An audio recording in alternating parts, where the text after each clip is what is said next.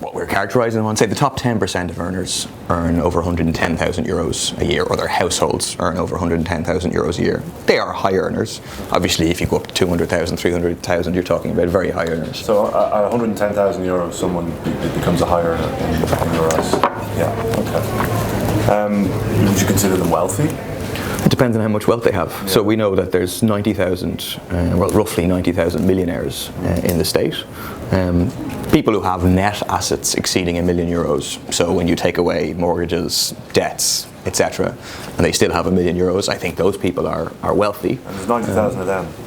And there's 90,000 people who have €1 million in assets or plus.